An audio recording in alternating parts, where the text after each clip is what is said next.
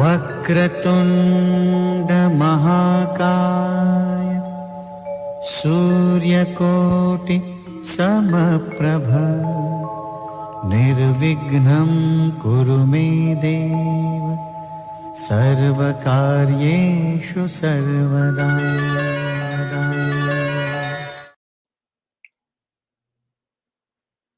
Namaste to all Sanatanis spread around the globe. We are here with the third day, the penultimate day of VSI, where we will be trying to get connected every Sanatani on this globe with the brilliant work that some Sanatani Hindu warriors are doing on ground. Today we have 4 very crucial projects lined up. But before handing you over to Richa to take you through the evening or the morning as in Bharat, planned since I've been studying about the Mewar history, and this is the Saka Johar Smaran. It means that on 25th February 1568, murderer king, Mughal king, killed 40,000 residents of Chittor in one day.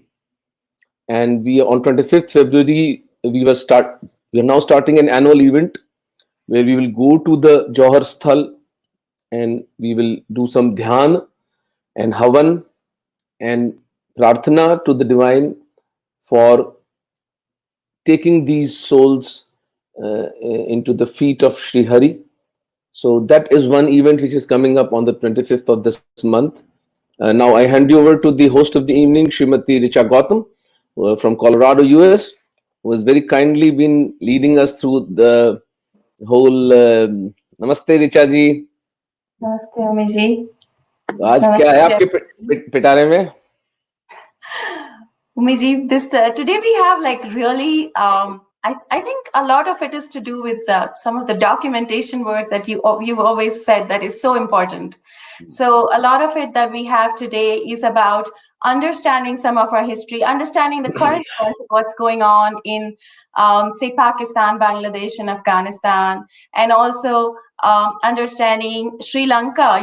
So, in fact, I saw that presentation, and I think that's going to be one of the most revealing presentations of tonight. Yes. So this is all understanding, some of that, what's going on in terms of the Hindu, persecution or genocide over the years. And the genocide is still on. Yes. That's the whole idea of bringing these projects to the average Hindu on this globe, that the war is not over. We are in the midst of this war where Hindu lives, Hindu businesses, Hindu girls, and Hindu honor is being taken away every single day as we sit and talk. So it's a very, very dangerous situation. And we are contributing to it by bringing it to the knowledge of the Hindus on the globe. And we want to fight it. We want to strengthen our forces on the ground who are doing some exemplary work against very heavy odds. So let's start, Richa. Thank you so much. Thank you, Amiji. Namaste. So namaste to everybody. And like I said to Omiji, today is about understanding and revealing a lot of facts that, we are not exposed to. At least for me, there's a lot that I have learned, while watching the presentations that we are scheduled to show you today. And the one reason this is happening is because there has been so much subversion that's been going on since many, many years, centuries actually.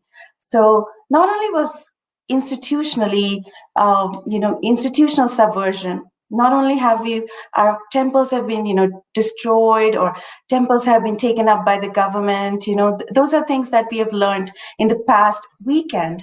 And what results in that is billions of dollars are lost from from the Hindu kitty, and it's basically used in any other cause except for the Hindus. So we are not able to run our institutions, right?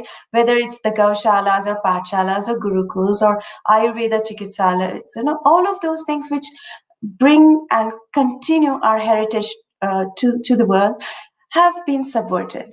Secondly, the constitutional amendments from 26 to 30, as many of us know, have caused, again, subversion of the Hindu in India itself. So we don't have many of the rights that other minorities have. So that is the other way we are subverted and our voices are subdued. The media narrative, as we all know, has continuously kept our voices down. In the UN, famously in December, the Indian delegate, Mr. Sharma, said that, UN has to start recognizing non-Abrahamic faiths and their genocide also. They cannot keep just counting the genocides that happen or any kind of, atrocities that happen on the three Abrahamic faiths, So that, Buddhist, Sikh, and Hindu faiths have to be recognized. Their genocides or their persecutions have to be recorded in history. So record keeping is one of the big things, and we were very good at it. Though you might have heard, when I used to study history, or I've heard in many of the, interviews or conferences, I've heard that Hindus were not good at record keeping or history or documenting their history, which is not true. Which is absolutely not true, because you can go to Hardwar to find genealogy records in meticulous detail. That is the reason Nalanda University burned for so many years, because so many months rather, because there was so much documentation that was there. And thirdly, I would like to say Mariah Worth, tweeted recently that Google says that there are 8,700 ancient Indian manuscripts that lie in the Oxford University Library. So what are our records, our knowledge base doing in foreign libraries? We need to get them all back and, understand the rich heritage that we have inherited over time. And today, I think one of the most exciting projects that I have seen, it's exciting because, again, revisiting some of that documentation that we used to do is an important fact. And Ms. Aarti Agarwal is doing that pretty meticulously on her website, hindugenocide.com, and or is it .org? We'll get more details on that. But I think that's most important, most needed, and I really want to thank her for doing this really great service for us. So here we are. I would like to hand over and give the floor to Ms. Aarti Agarwal to present her riveting presentation, actually. That's how I'd like to say it. Namaste and welcome. My name is Aarti Agarwal, and I'm here to present to you the Hindu Genocide Project, which is a project by Ishitwa Dharm Sansthapan Foundation, for which I am one of the directors. So before I start talking about the project and why we started and what it includes and all of that, I just want to give a very brief intro in a short video, which some of you may have already seen, but I would just like to play a short video to first give you a little bit of a context of what I'm really talking about. So please watch the video and I'll just continue right after the video.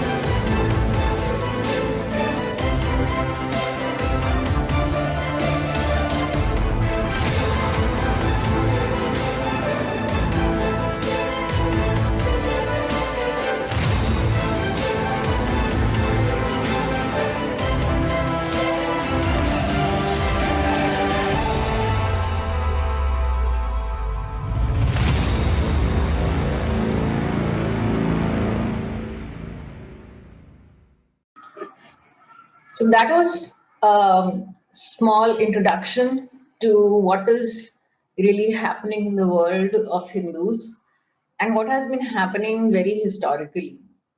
Now, the Hindu Genocide Project aims to do something about this problem of persecution of Hindus, not just happening, but going completely ignored and unnoticed.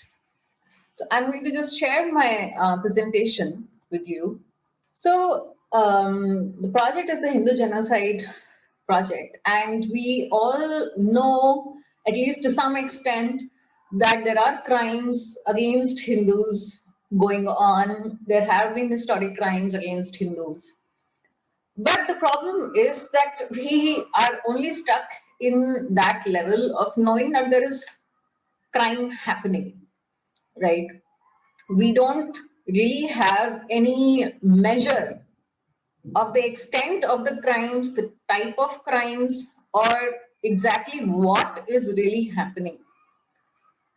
So we all know that there is something wrong. We all know that there is something that needs to be fixed in this problem.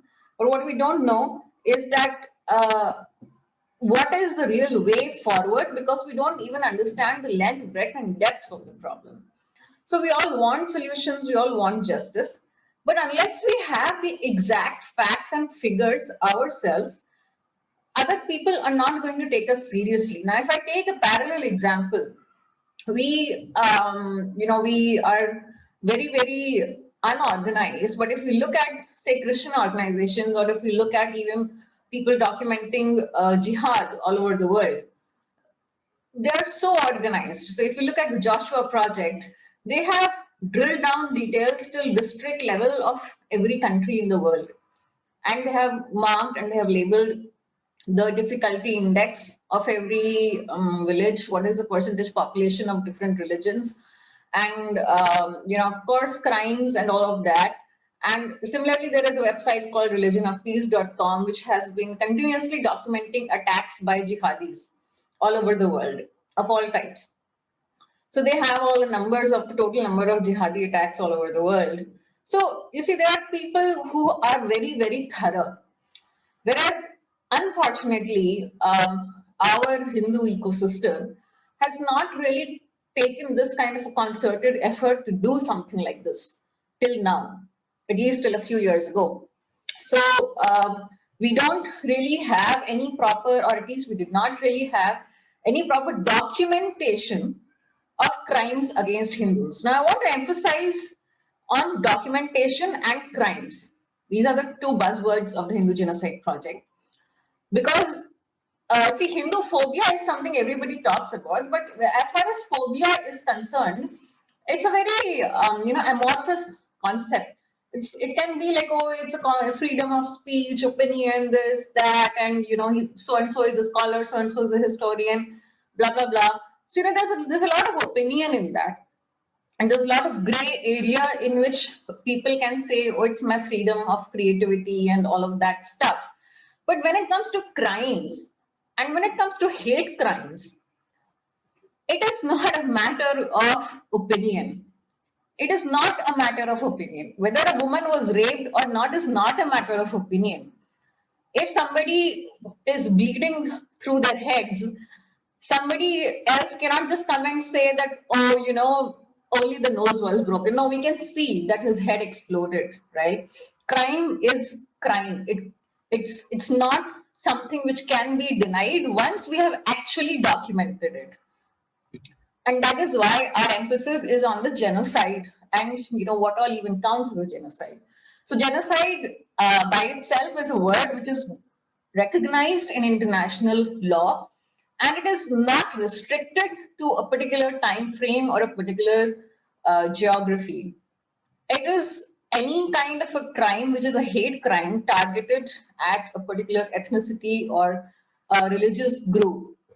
So all the crimes against Hindus, or at least most of them, are hate crimes in which Hindus are targeted because of their religion. And while we are documenting it, we have been very particular about documenting only those type of crimes which are hate crimes against Hindus. So that is why the Hindu Genocide Project is important, because we on the one side we have the enemy side working in such an orchestrated, organized way, like the Joshua Project, and the jihadis have their own documentation. And on the other hand, Hindus don't even know how much they have been persecuted historically or right now. So now I will just give you a little bit of a preview of a little bit of a glimpse into what we have been doing and what we will continue to keep doing. So let's look at a comparative study of some of the major catastrophes in the world versus um, some of the genocides which Hindus have experienced.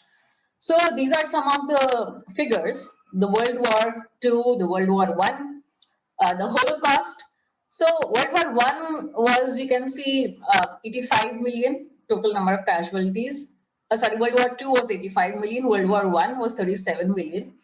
The Holocaust, which includes Jews, the Poles, and there were many other ethnicities which were actually included in the overall Holocaust, was 18 million. And now look at the numbers which the Hindus have experienced till now. Islamic genocide, the actual total number given by Farishta in his recording. He has written a several 3-4 volume book in which each volume is like 1,000 pages.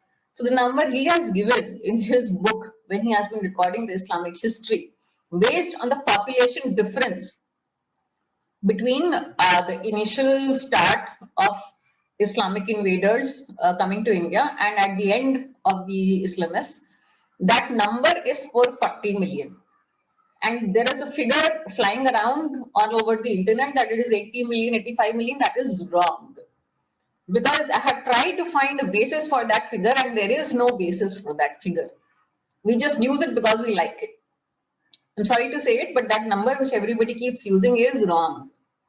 So this number which I'm giving is a number we have got from historic records, which was documented by a Muslim, by the way. That number is 440 million, and you can see how it compares with other world catastrophes, which is considered in the whole world as major catastrophes. The British genocide, the cumulative number counting all the famines of the British is 85 million, which is equivalent to the lives lost in the World War II. And the partition of India is 7 million, including Sikhs and Hindus, which is even bigger than the Jewish genocide, as you can see. Now, just taking one part of that Islamic genocide, you can see that the massacre of Muhammad Ghazni was, total figure was 2 million. And in that 2 million, you can actually fit 4 other genocides in the world, which are considered to be very big or very important. All these genocides find mention in Wikipedia, whereas our genocide does not find mention even in Wikipedia. Now this is a comparative chart. You don't have to go through all of it, but I'm just trying to show what are the types of atrocities committed in the Jewish genocide, Greek genocide, Armenian genocide, and the Polish genocide, because these are some of the most commonly heard genocides, and we have done a comparison of all. And other than gas chambers, which was specific to the Jewish genocide, all other atrocities meted out to people in all the other genocides, they have been meted out to Hindus historically. But we still do not even know about it. So this is the historic stuff. Now coming to reality, coming to where we are today. What is the total final figure of all crimes against Hindus as of today, which we have documented so far? And this is a number. As you can see, the number is 537 million, more than that. And we are still counting because we are not finished, obviously. Coming to the year 2020, you can see the number, what it is. It's more than 0.7 million Hindus. And this is a very, very shocking figure, or at least it should be, to think that, all these crimes are happening right under our noses, but we don't realize it. We don't understand the length and extent of the problem. And out of this, there have been 129 attacks on Hindu temples, They were either demolished or vandalized, or somebody was killed, the pujari was killed in the temple, or some other such vandalism. And numbers for conversions to Christianity alone is this.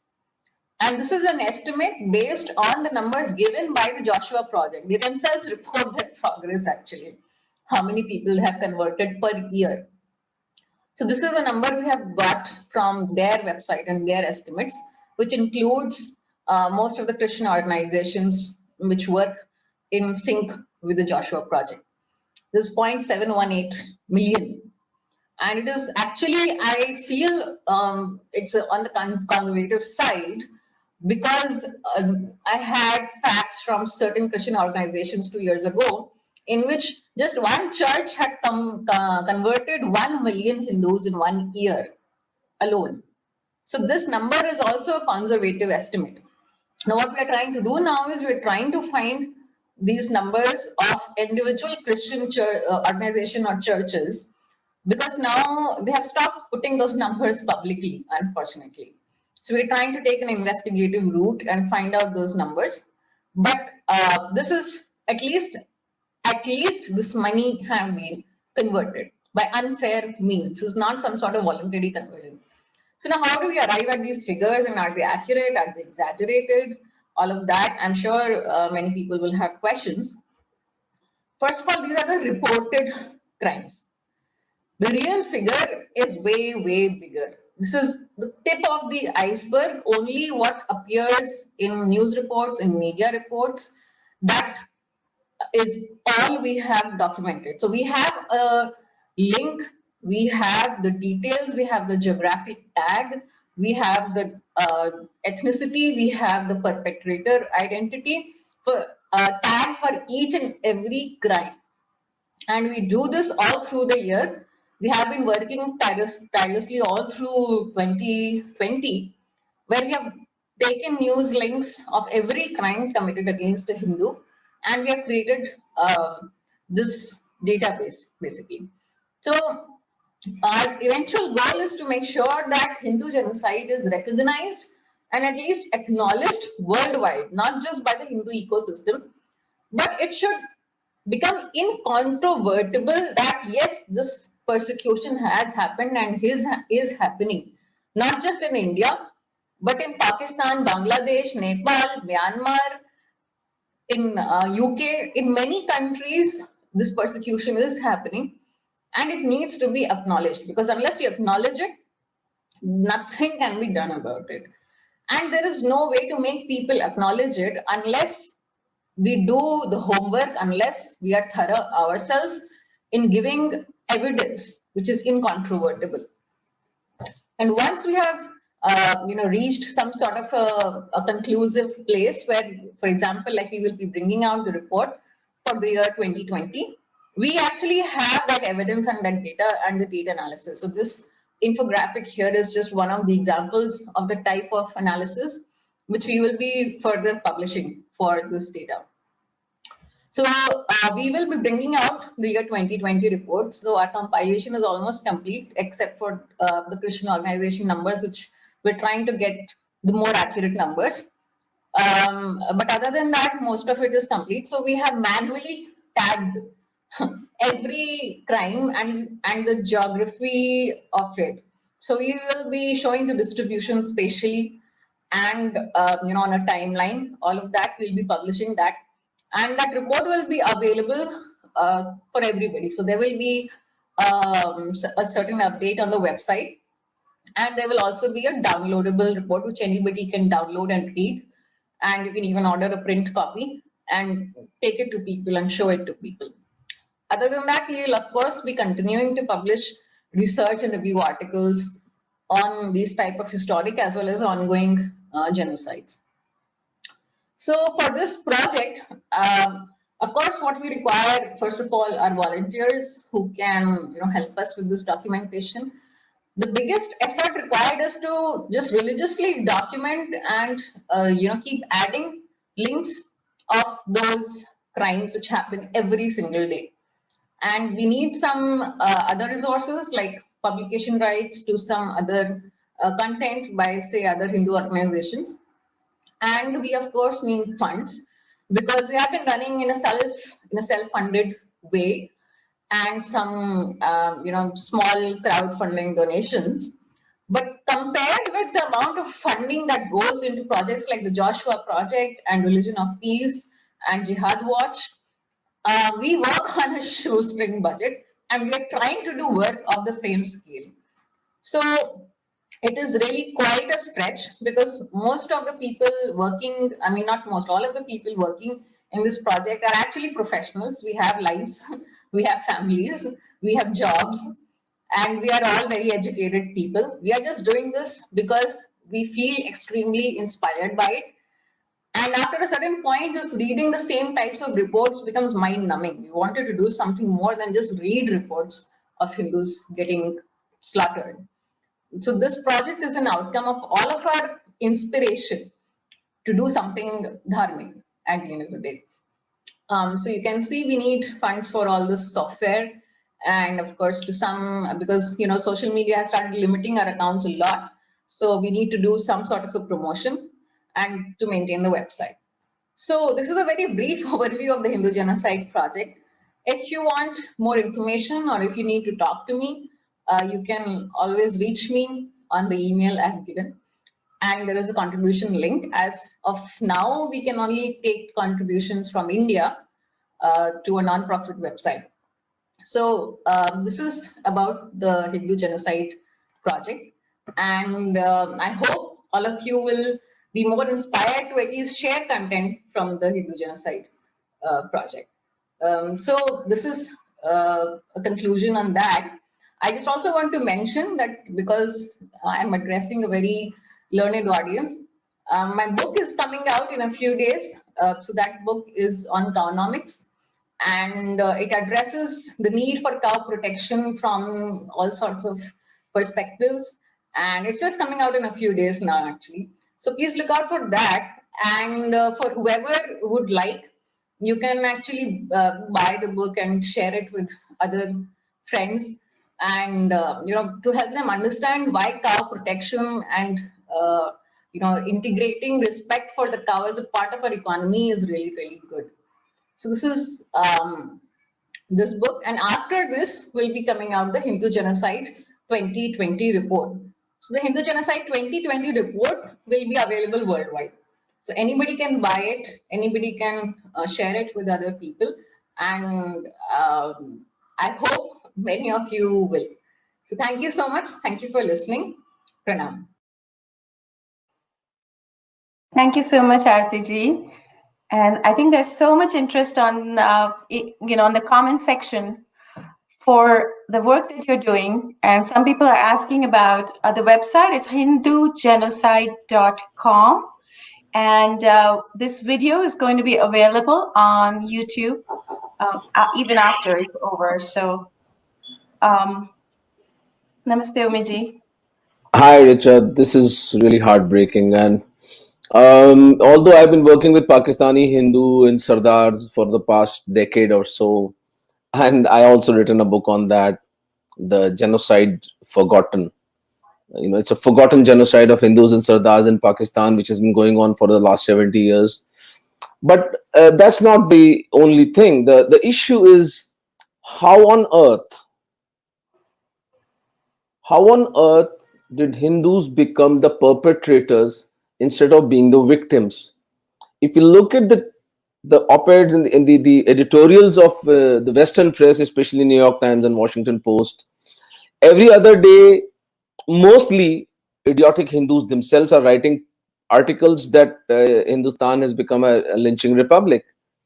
Whereas I was talking to Shri Sanjay Dikshit ji, and he has a data of about 160 Hindu activists of RSS, Vishwa Hindu Parishad and BJP being murdered. So if this RSS is that fascist in Bharat, how come 160 Hindus have died in the past 5 years ever since Modi ji became the Prime Minister of this country? So this random, unceasing, low-level scattered violence and sometimes overt violence is going on, and it is. What is my question to myself, and maybe you can answer this to me, Richa, is that because we don't have Aarti right now, she's busy somewhere, so we'll wind this up. What are overseas Hindus and what are rich Hindus what are the powerful, so-called powerful Hindus doing about this? I mean, this is raw data, right? This is not something we have manufactured. This is even if they don't consider themselves Hindu, these are human lives we are talking about. So these bleeding hearts who have so much compassion for uh, Red Cross and others, which is all right. It's okay if they want to. But what about these Hindus who are being butchered like this? What you live in the US, so tell me, what's the psyche of these overseas rich, powerful Hindus? So, Miji, it is sad that the narrative in the media is set by vested interests, and our voices are definitely the subaltern voices. Our voices are not projected in any of the medias, whether it's even NPR, which is like the National Public Radio of the United States. You're going to hear voices against the Hindus more than pro-Hindus. And, I think there's a lot of subversive element that is trying to designate the Modi government as a fascist government, or whereas as we all know that this is a fake narrative that is being set, Oh, I all so the much hope time. that Modi was a fascist, but sadly, nothing is happening on fascism front. We are dying. Our girls are being raped. 3 girls per day in Pakistan. We will watch the Sri Lankan genocide of Hindus, and what is the solution? How do we reach out to fellow Hindus? I And mean, the how power, are we actually numbed? Or what? And one important thing is the power rests the wealth creation. Everything is rests in this vested interest, right? It rests with them. So even the Hindus who want to grow further, but like you said, the Hindus are writing in the New York Times, and it is many times it's our own Indian Americans who donate, to these vested forces, without realizing how they're perpetrating the same old, wrong narrative and subverting our voices. So So that's what's the that's way out? happening. What's the But solution except luckily, we have talking? platforms like the social media platforms, Omiji. So hopefully, things will get better. People will start waking up, and I think it has happened. I used to be a left liberal once, so I figured out over time through some of the social media narratives and to understanding that what is the real truth. So yeah, Social media, you have been very hardly worked upon, ma'am. So don't say that. Don't give the credit to social media. and some of That's the just readings. but I hope Hindu leadership takes notice of this. The Sangh, the BJP, the RSS, and the Vishwa Hindu Parishad are watching this, and stop peddling lies of Ganga Jamuna Tehzeeb, because there is no Ganga Jamuna Tehzeeb. It's a white lie. I hope they take notice of this genocide and take up the necessary action, taking these matters to the United Nations, to the human rights organizations globally. We need to have a well-oiled, well-funded, well-researched documentation of all this, and then take it to the global community. I hope the Hindu leadership is watching this, and that's the good thing happening, that we have these videos on the Jaipur Dialogues now. So if Yes. anybody wants to refer to this, we'll constantly keep sharing these videos with the global population, and especially the Hindu leadership.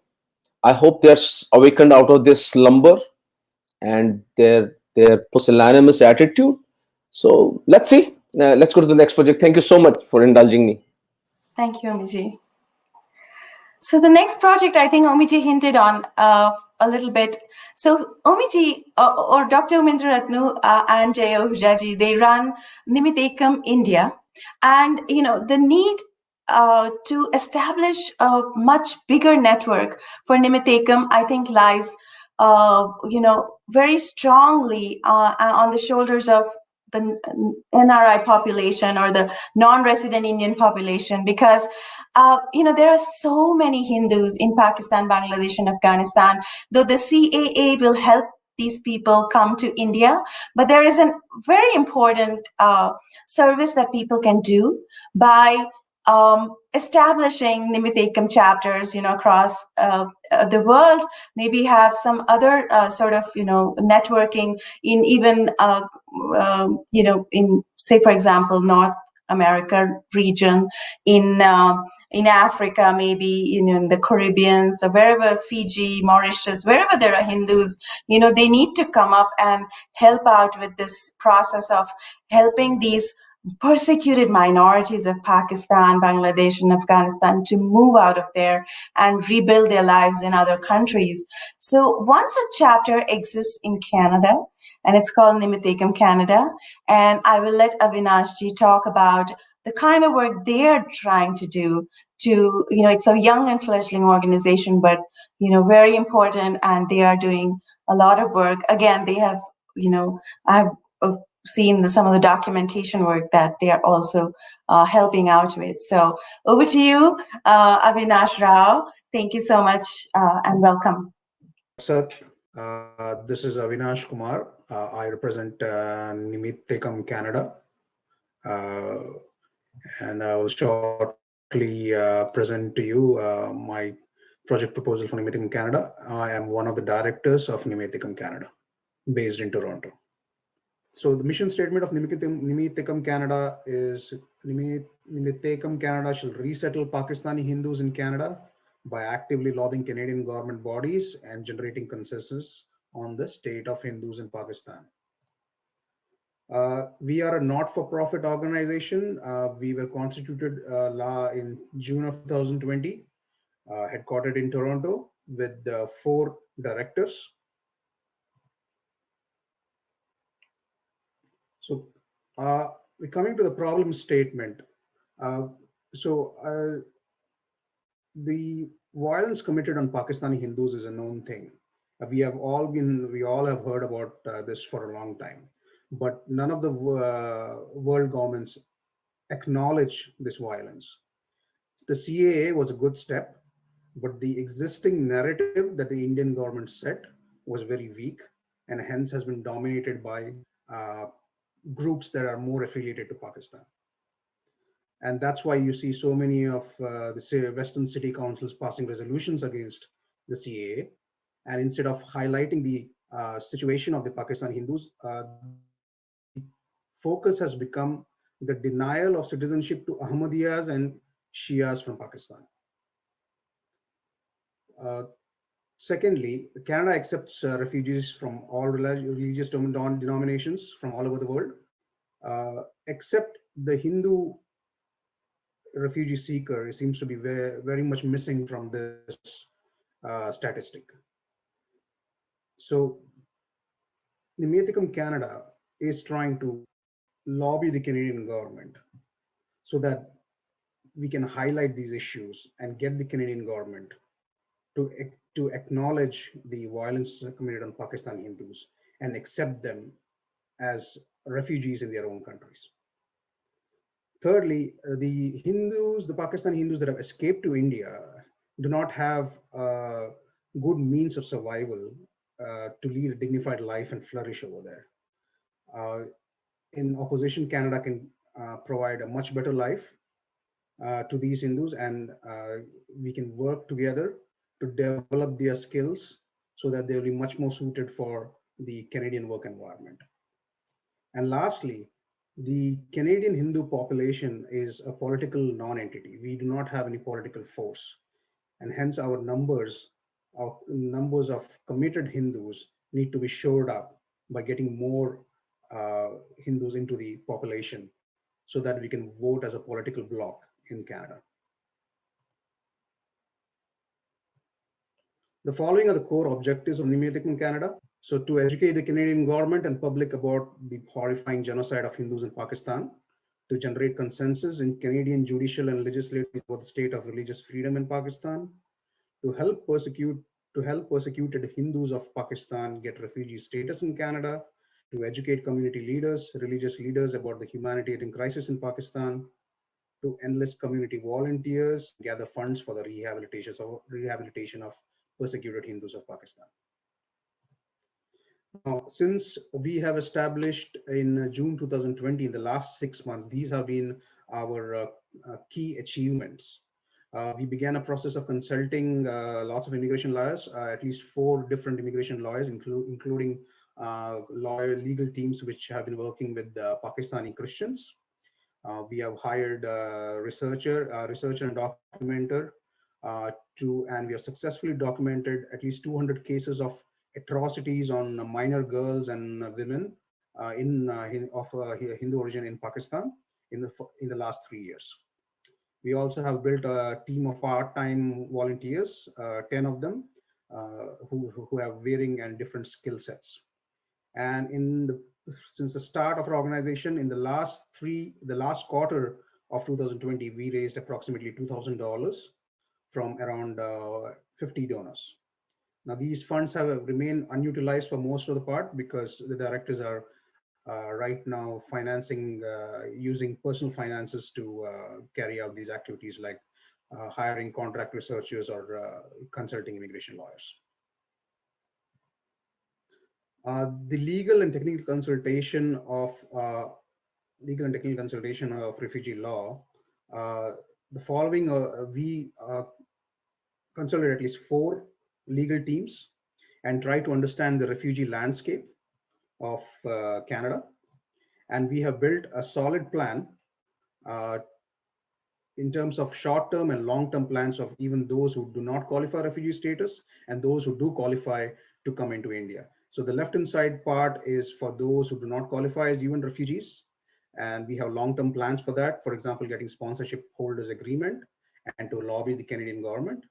For those who can come to Canada, we plan to talk with businesses, student bodies, and temples to get them either student visas or agricultural work permits or visitor visas or any kind of other work permits that we can. Now, the following are the primary challenges of Nimieticum. Nimieticum Canada's, our progress has been severely limited because most of our directors and our core members are part-time workers. They're very active in their professional life, and they have to balance both the organization and their career. So our outreach to the public has been restricted because we have not been able to hire dedicated social media handlers for a long run, and that has affected our donation campaign.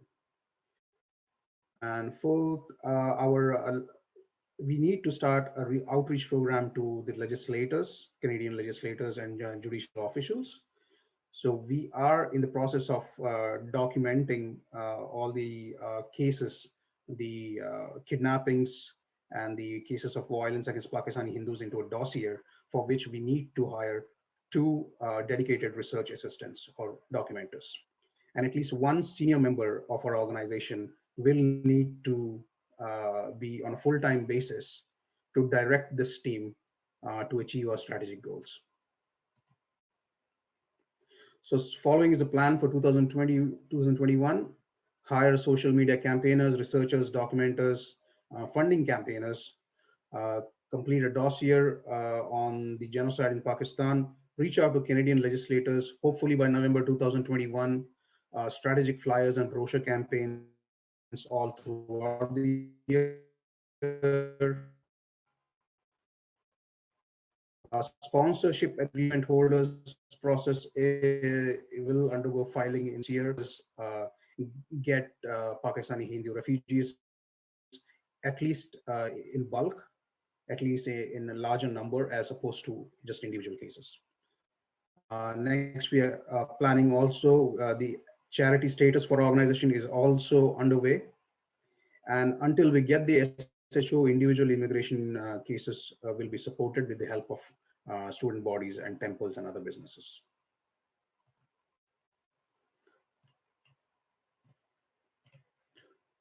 So our short-term and long-term immigration plans are such. In the long term, we plan to lobby the Canadian government to give an approval for eligible Pakistani Hindu individuals and families for asylum in Canada directly from Pakistan. The short-term plan is that Nimieticum Canada gets the sponsorship holders agreement, and we can sponsor a small group of refugees every year. That will be the quota given to us by Canadian government.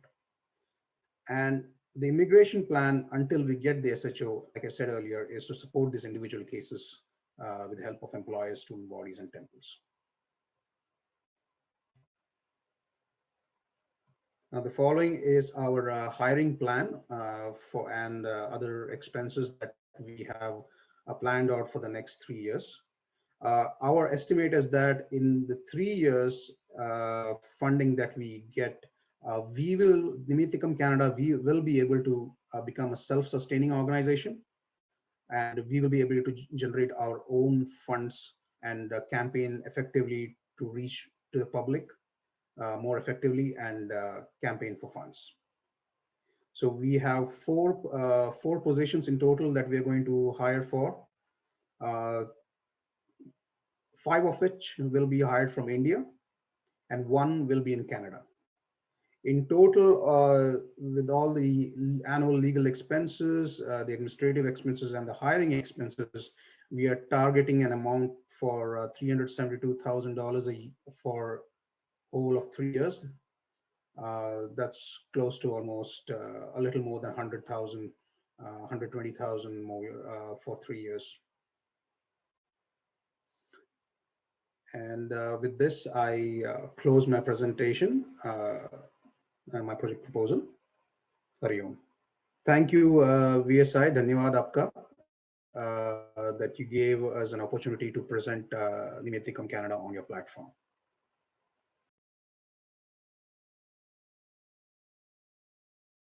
Namaste. Thank you so much, Avinashji. That was really enlightening. I think a lot of positive comments coming in. Yeah, a lot of so I just want to know if you did mention that you plan to lobby. I know this has to be a little bit quite a challenge, right? Because I think no one has done this before in Canada. Well, there are actually Pakistani small groups of Pakistani Sindhi groups also here who have tried that before in Canada, but unfortunately, how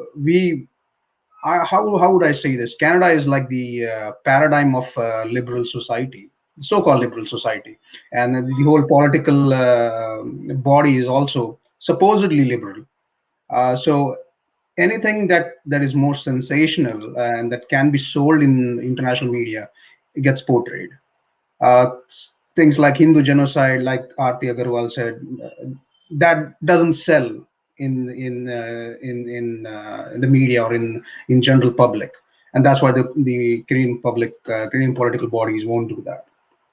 There have been a few politicians who tried to raise their voice for this, but if you have been following the news in Canada, Hindu politicians who are even a little bit of bent towards Hindus are getting kicked out of their political patronage or political caucuses.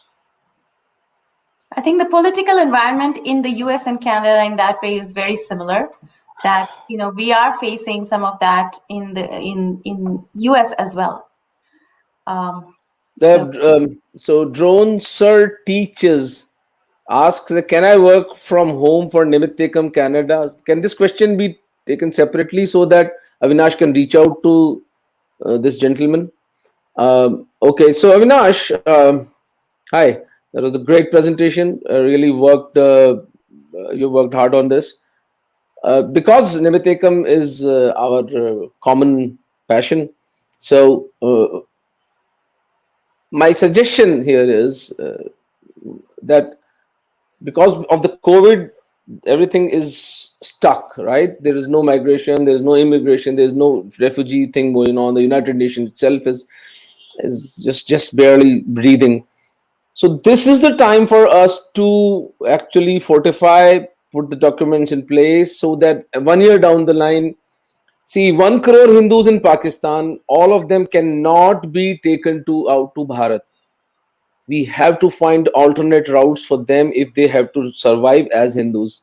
So my pranams to you. You have done brilliant work in Canada. We need more people. My question is, why is this issue not resonating with the Hindus, the ordinary temple going Hindus of Canada? Have you tried that? Is there a plan in place? Once the COVID thing abates, shouldn't we reach out to the average routine Hindu living in Canada? That's my question. There's two The biggest problem with Hindus and with generally North America, why do Hindus come to North America? They come to earn money. They are very busy in their professional lives. They simply do not have time for anything else. Now we have tried to reach out to a lot of them, and the conversion, I would say, the turnaround rate for Hindus is maybe about around 1%. Maybe we reach out to 100 people, maybe one we can convince, but others, oh yeah, they hear, oh that's so sad, you know. But then that's all. They turn around and they go back to their normal lives. What is your modus operandi? What is the kind of demand that you raise? Because I'll tell you what I mean by that. When I approach Hindus in Bharat or globally, I ask for 100 rupees a month or $10 per month, which is actually peanuts. Now, if Hindus cannot even give that, then I don't know what else to offer. But largely, Nimitikam Bharat has been successful in generating enough funds that we have taken 10,000 Hindus out of Pakistan and more than 2,000 citizenships. Even in this era of COVID, yesterday itself we got 7 citizenships in Jaipur, in which Gordhan Meghwalji, who is the main coordinator for us at Nimittekam in Jaipur, has been granted citizenship, and now you will see a very different level of work now that he's a citizen. He was right now working as a Pakistani refugee.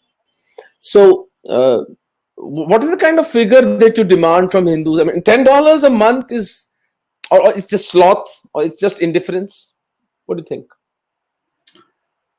We can definitely over here. People can definitely pay at least $20 to $30 a month, for sure, for every ordinary Hindu. I myself, I try to contribute to so many organizations and try to increase my donation limit every year. And believe me, the prosperity of Hindu Canadians over here, they can definitely afford to give at least 50 or maybe 30 to 50 dollars every month for this cause. You asked I me think about the there are two temples. ways. Yeah, sorry, go ahead. You asked me about the temples also. So we have been approaching temples on a regular basis. Our programs have taken a hit because of the COVID situation, but we have approached many temples, and we got at least 3 or 4 temples to listen to us. And generally, temples in Canada are very apolitical. They do not want to get involved in politics. But what we have tried to show them is that it doesn't matter how whether you are political or not. Whatever happens internationally happens. It affects Canadian Hindus also. And the recent farmers' protest is a big example for this. And it'll affect Canadian Hindus. And finally, these Hindus are the ones who are coming to your temple. It's the temples which are going to be vandalized. So it doesn't matter if you're political or apolitical. You will have to take a stand sometime. Yes, Absolutely. yes. I So, think they have to take a stand because, in any of the political engagements that I have done here, one of the important things that people tell us is that this is the first time Hindus are coming out and reaching out to us. I hear that from the senators and congressmen a lot because we are so apolitical and we are not united, in our viewpoints. I mean, what more evidence do you need to know that Hindus are being persecuted in Pakistan? We every day we have videos coming out from there. So no, but yeah, yeah, to say money that I'm and vote. apolitical is like saying that I am not interested in tax structure. What? It's like saying that no, I'm not interested in education of my children. That I want to be away from this. It's very quite moronic to say that I politics doesn't interest me, and I am sure you guys must be hearing that back in North America, and as I hear it in Bharat, हमें politics से कोई लेना देना नहीं है. अरे भाई politics से आपको लेने देने नहीं. Politics controls your every breath. Absolutely. फिर आप रोते हैं जब आपके ऊपर टैक्स लगते हैं, जब आपके अगेंस्ट लॉज आते हैं, जब आपके ऊपर करप्ट गवर्नमेंट्स आती हैं, तो आप फिर रोना मचाते हैं. आई डोंट नो ये क्या मतलब एक intellectual depletion. I call it infantilization of the Hindu psyche. So this is dangerous. Yeah, you were saying, Richa? I was just saying that at least we have a very active audience. Many people are saying they want to volunteer. Many people are donating. We should put Yeah. out donation links and, engage the people who are engaging, because that is very important that we keep building on that momentum. I think that awareness has come in only recently among the NRI Hindus. We are settling down here, and the government back home is, strong enough that, it has engaged the NRI audience. That is also an important thing. People are for the first time excited about what's going on in India, all over the world, not just the NRIs, everybody. So, we need to capitalize on that and keep going. And that is the reason so much subversion and so many fake narratives are going on right now, because that strength of the Hindu or the Indian American is very visible now to people. Okay, so now we'll just wind it up by saying that it's my offer that once this COVID thing abates, I will personally bring two Pakistani Hindus and Sikhs. We are also working for the Sikh brothers of Sahodaras in Pakistan, because they are living horrible lives there. Shame on these Khalistanis who do not ever raise the issue of the Sikh genocide happening in Pakistan. Shame on them. Um, I will personally bring these Pakistani Hindus and Sikhs to the temples, and let's take them to the priests, let's take them to the Hindus and show them, let these people speak their plight from their own mouths, and let's see how Hindus remain indifferent to that. Thank you so much, Avinash. May Ma Bhavani protect you. Thank you Jai so Hind. much. Har Har Mahadev. Thank you, Avinash. Thank you so much. Thank you, Richa. So we'll see you later. So yeah, I think again, the understanding of the issues that Hindus face around the world is an important aspect for all Hindus to pay attention to, because it will eventually come to bite us if we don't pay attention. The Hindu phobia in Canada has been again it's being documented, and news reports have come out now, because right now with the farmers protests, a lot of things were going on. It was not just just simple just negative press or anything. There were people being abused while shopping, at grocery stores and things like that. So if we are not active and awake Hindus, we will face the consequences at some point. So, so thank you for joining us on this journey to understand the history of the Hindu persecution, the current persecution that is ongoing in Pakistan, Bangladesh, and Afghanistan. And also, now we turn our focus to Sri Lanka. So the genocide in Sri Lanka and the ethnic cleansing that is going on there, since many years, for me, it was a big revelation to see this project. And when you see it, I think you will. First of all, I was shocked to hear how Buddhists and Hindus are fighting. Because we have been such syncretic faiths in a long, long time. Idols of Buddha, Ganesh, all coexist. I have been all over Asia, and I've seen, Chinese goddesses and gods and Buddha on the same temple, and also Buddhist and so Hindu gods. So we've never had those issues, but in Sri Lanka, and famously, may I add that when Adi Shankaracharya converted so many Buddhists back into Hinduism, how did he do it? He did it by debate. That is the sort of culture we come from, very erudite, very scholarly. So, Mandan Mishra famously converted back, and all his congregation of Buddhists converted back into Hinduism, because they just said, yes, you won the debate. So that's the sort of culture we come from. But unfortunately, in Sri Lanka, what's going on is a very political battle, and it has been instigated, and you will find out when you see this presentation. Very interesting presentation. Over to you, Mr. Ravi. Thank you. Before we start, here's the big picture of the global scenario today. Can you decipher what this map represents? You have a bunch of countries in color and the rest of the world in gray. Can you guess what this map? Can you decipher this map? Well, to cut the answer short, this is a map of all the countries in the world today where the dominant religion is not Islam or Christianity.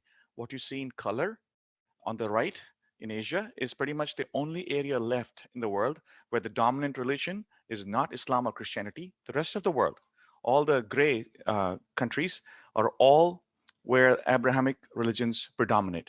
So we're going to look closely at the Asia region and specifically at one sub-region. So can you explain what this map represents? I know what you're thinking, but can you put it in plain English? Well, this map here represents the traditional Hindu homelands in Asia, where Hindu civilizations flourished across millennia, but are now under threat of extinction due to hostile belief systems. And our focus today will be on a much ignored, misunderstood, battle-scarred Hindu homeland, the strategic and sacred island of Sri Lanka. I say strategic because it is Bharat's southernmost frontier. It is, in fact, Bharat's southern border. We are only concerned at this time with Bharat's northern border or Bharat's western border with hostile countries, even to some extent to the east of Bharat as well. We forget that Bharat is a border to the south. It's a marine border, maritime border, but this island is very strategic. And as Swami Vivekananda said, India is incomplete without Ceylon, or Bharat is incomplete without Sri Lanka, spiritually in a sacred manner, and we'll find out why. So we're going to go quickly through the past, present, and future of Hindu civilization in Sri Lanka. The map here shows how there is an umbilical cord of the Ram Setu connecting what is today's Sri Lanka with what is today's Bharat. So why is Sri Lanka a sacred holy land for Hindus? One, because it has more than 5,000 years of unbroken Hindu civilization with so many sacred Hindu relics and ancient devalayas that date back to the Ramayana era, and where Bhagwan Ram and Sita set foot, where Hanumanji set foot. It has to be a sacred land for us, for all Hindus.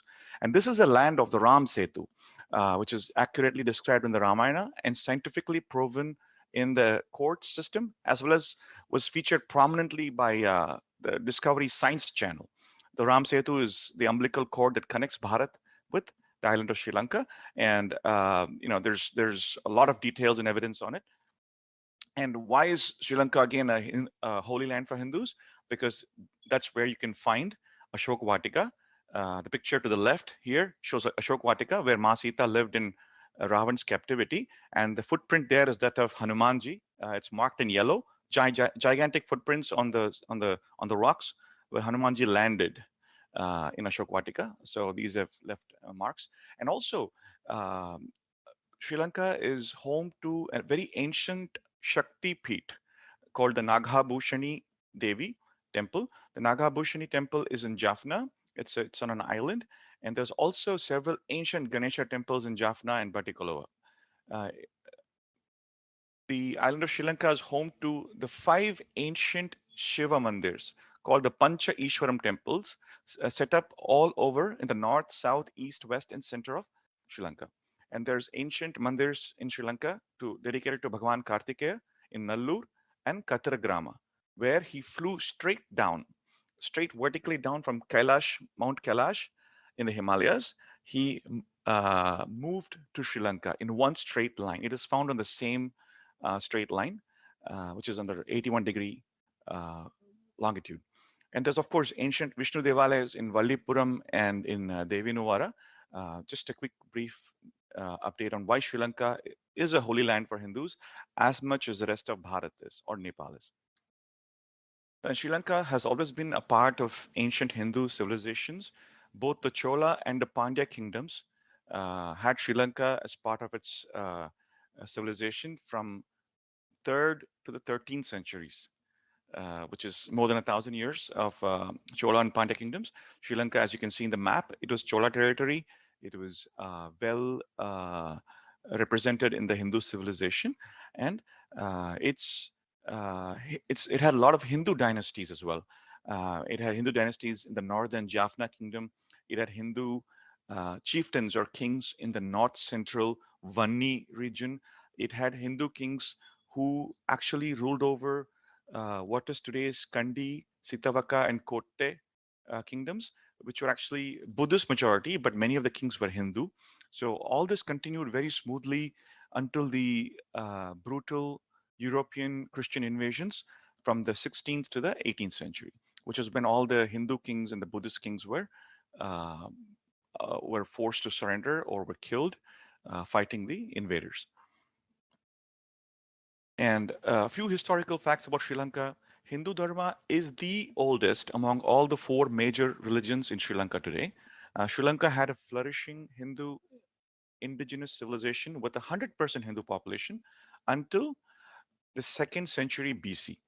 And what happened then was Emperor Ashoka's son Mahinda led Buddhist missionaries who arrived in 246 BCE in Sri Lanka to convert the local Hindus. And he did find some success. Lord Buddha himself is believed to have come to Sri Lanka uh, to preach the Dharma. And then, apart from that, Muslim traders were brought in by the British in the 19th century. Some even came from Indonesia to escape the Dutch. They were the ones who converted the local Hindu women and married them and set up sort of the Islamic population today.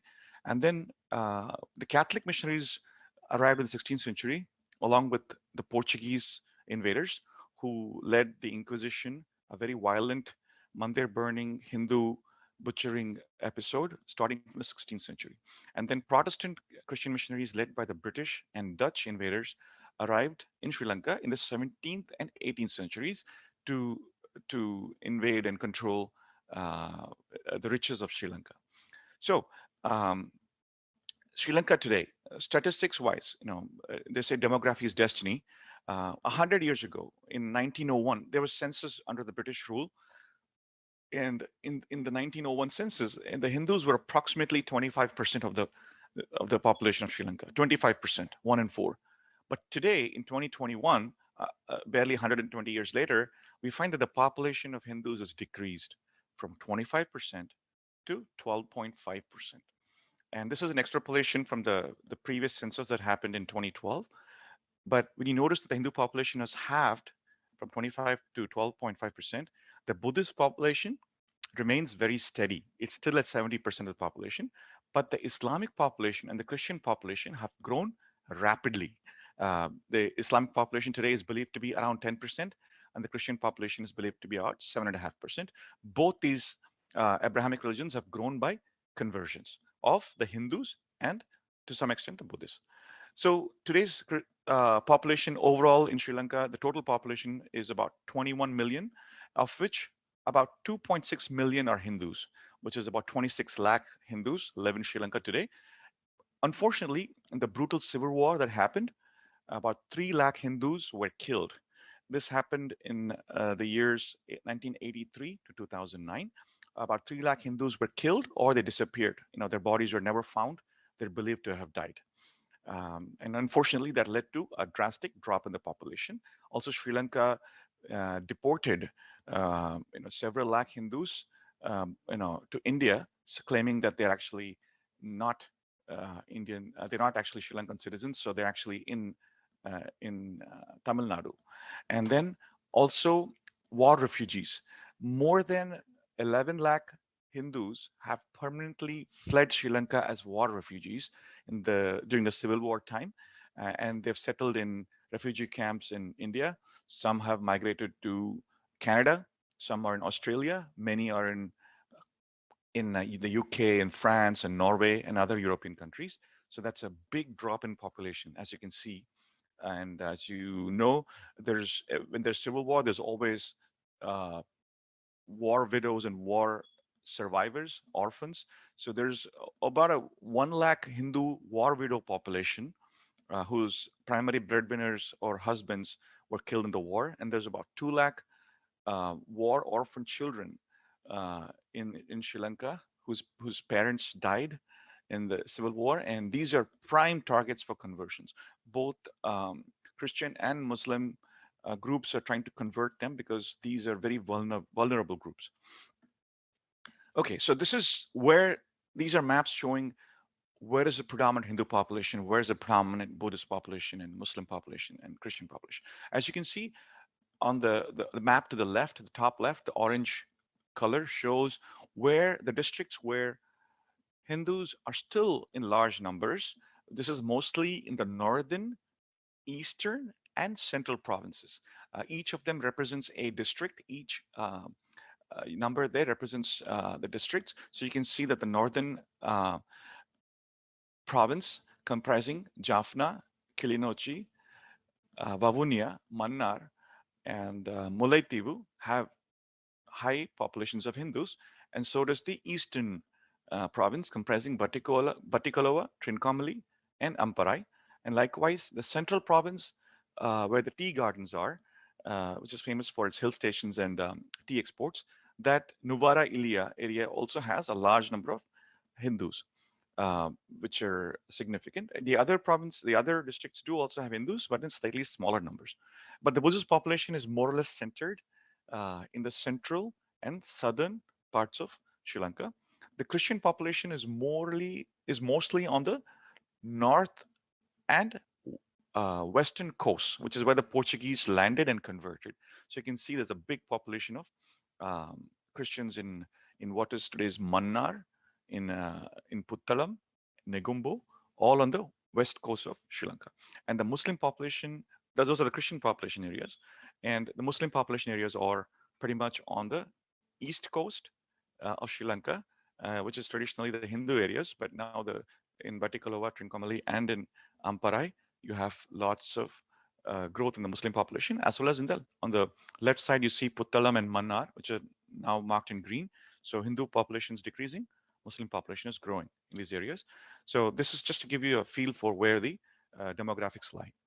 So what happened in the civil war was that, unfortunately, Sri Lanka is a place where there was outright massacres of Hindu civilians, and unfortunately, the problem in Sri Lanka is that there were two fighting sides that were instigated by two other groups.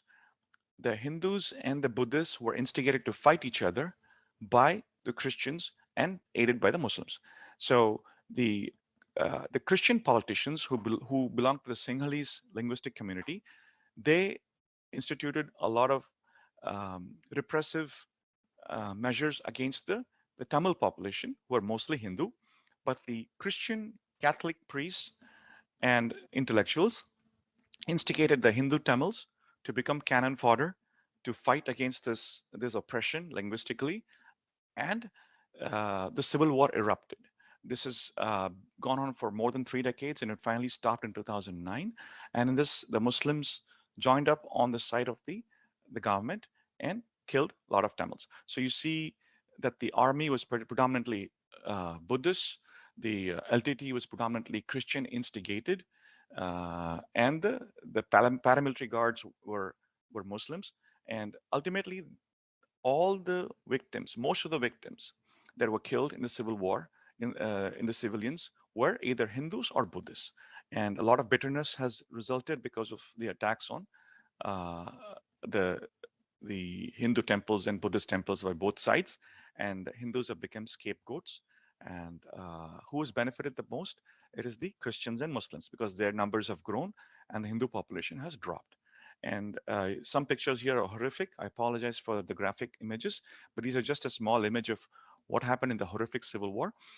Many of the 3 lakh Hindu civilians were never found. Their bodies are believed to have been either buried in unmarked graves or dumped in the ocean by the combatants. So with the war, civil war ending in 2009, another phase of attacks on Hindus have started, which is the predatory conversions and love jihad. In Sri Lanka today, there are 1,525 NGOs that receive funds from Western churches and Islamic countries for converting the Hindus primarily, and to some small extent the Buddhists. The Buddhists are very strong because the government of Sri Lanka supports the Buddhists. Officially, Sri Lanka has a preferential treatment for Buddhists. But so the Hindus have become orphans in every sense. So we have war-affected Hindu refugees, lakhs and lakhs of them, who have PTSD, post-traumatic stress disorder, but they have no counseling. They have no psychological counseling, and they have no support structure because their breadwinners, their husbands, their sons have all died in the war. And so there's, you know, over 1 lakh war widows and 2 lakh children who don't have either a father or a mother or both. And these are prime targets for conversions. Just to give you an example, in the eastern province alone, the government of Sri Lanka's survey reported that more than 65,000 Hindu war widows or orphaned girls have been converted to Islam and married off to Muslim women just in the last 5 years. 2014 to 2019 was when it was done in the eastern province alone. And imagine extrapolating this data to other provinces. There's 9 provinces in Sri Lanka. So what has happened is Muslim businessmen own factories and shops. They own textile garment factories, where they own a lot of the businesses in Sri Lanka are owned by Muslims, wealthy ones. So they hire Hindu war widows to work in these shops or work in these garment stitching factories. They hire Hindu girls who are orphaned, and then they have been pressurized and married off to Muslim men. And there exists in Sri Lanka a very strong nexus between the Pakistani ISI, drug smugglers, and jihadis who have been involved in India as well, especially in the 2014 Chennai train blast. The Pakistani ISI operates through the Pakistani High Commission, the Pakistani Embassy in Colombo. There is a Pakistani officer stationed there on the ISI called Amir Siddiqui, and he has worked extensively, and he's been there for many, many years now. And there's been a lot of support from him to Islamic groups in Sri Lanka to pick up arms and fight. And they raise money locally by smuggling drugs between the open coast of Tamil Nadu and the coast of Sri Lanka, which is unguarded pretty much, except for a few Navy ships here and there. So this is a very scary and it's a developing nexus. And the most recent evidence we saw was in 2019 during the Easter attacks. What happened in Easter attacks was that one of the suicide bombers, one of the was a radical Muslim convert called Sarah, but she was born a Hindu.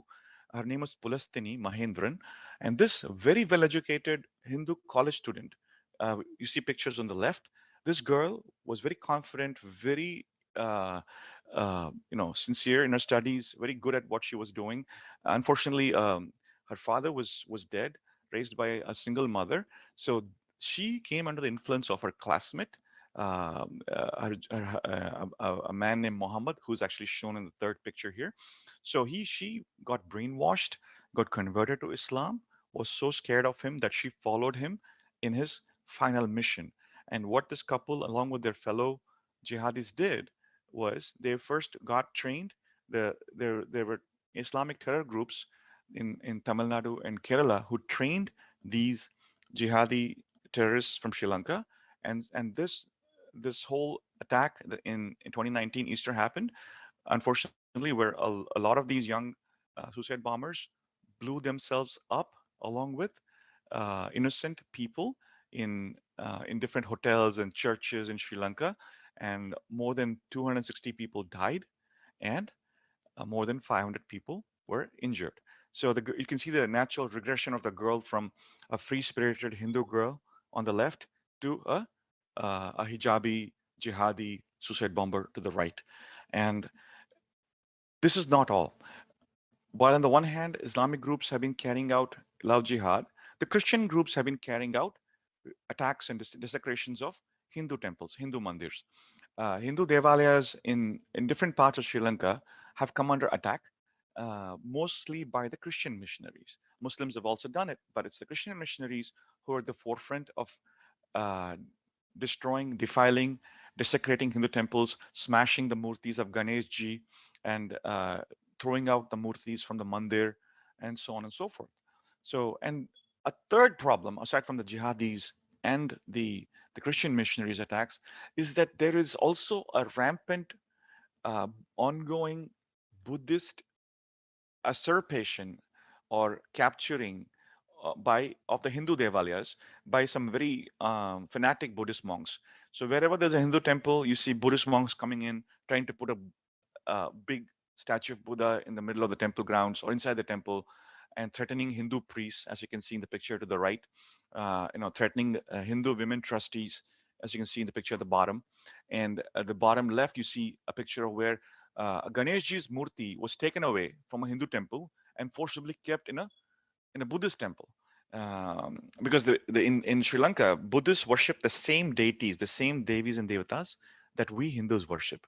So there is no difference culturally speaking in terms of values. The Buddhist population in Sri Lanka also worships the same Ganeshji, Shiva, Parvati, Durga, in Kartikeya, and all the deities that the Hindus worship. They also extra worship Buddha. They worship Buddha for Bodhana, and Hindu Devi Devatas for sadhana. So, but the problem is these Buddhist monks come in, snatch the murti of Ganeshji, take it to the Buddhist temple, and now the Hindus had to bring in a different murti and consecrate that. And so this constant irritation. Oh, I'm going to put a Buddha statue in your temple. I'm going to put a Buddha murti in your temple grounds, in your temple chariot procession path. So that is constantly happening, unfortunately. And these are instigated. There is clear evidence that the Bodhu Bala Sena, which is the Buddhist monks militant group today, is actually funded discreetly by the ISI. There's a lot of research on it that shows that the Pakistani High Commission has been donating money to this Buddhist organization to instigate trouble against the local Hindu population, as well as carry out sort of hostilities between the Buddhists and Muslims as well. So overall, the communal tensions rise, and more Muslims fall to their bait of radicalization.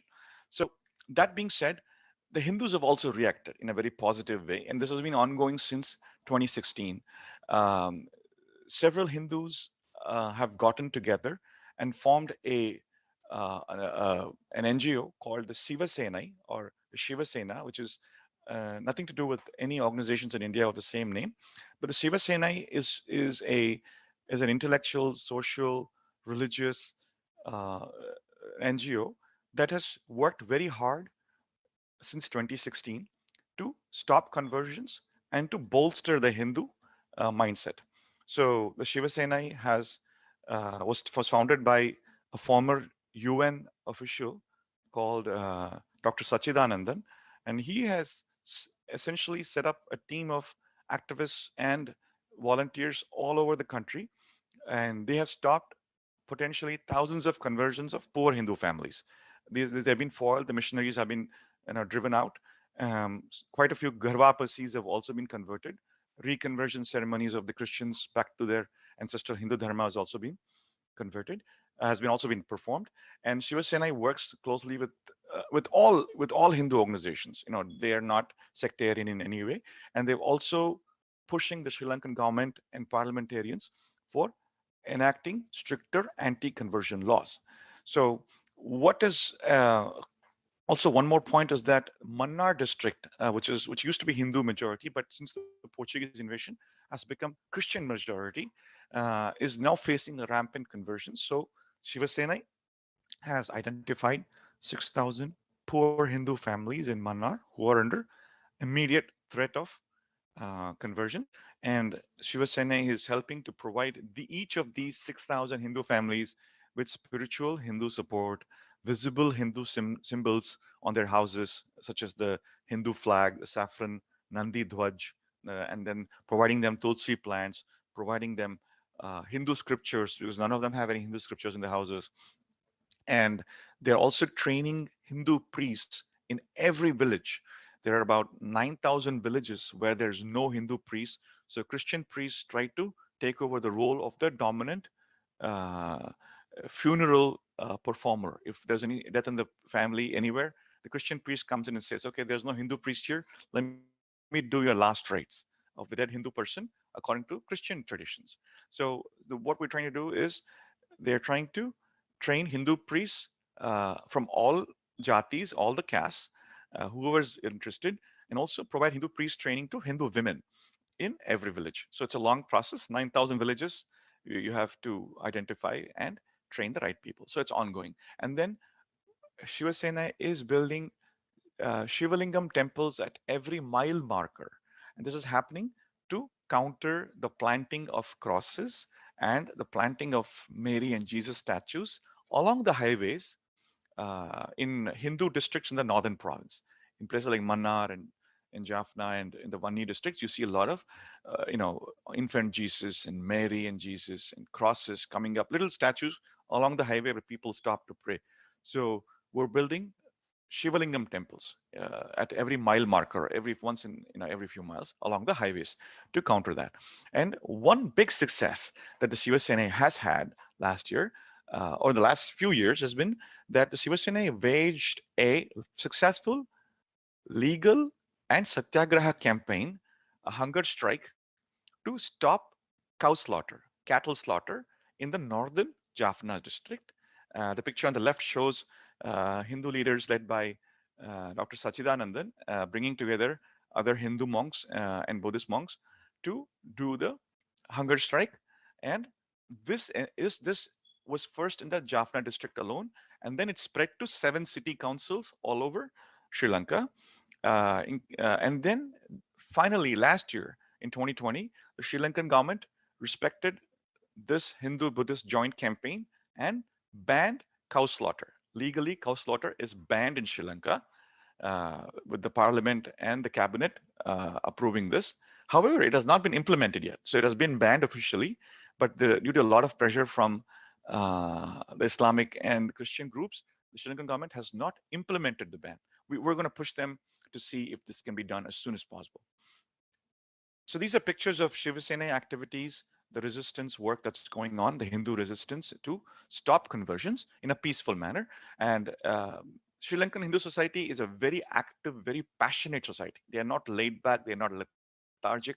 They are always willing to stand up for themselves. They are poor, they are war weary, they are very traumatized by the civil war, but still you can see the fighting spirit. On the left is where they did a mass human chain to press for immediate ban on cow slaughter, which paid dividends.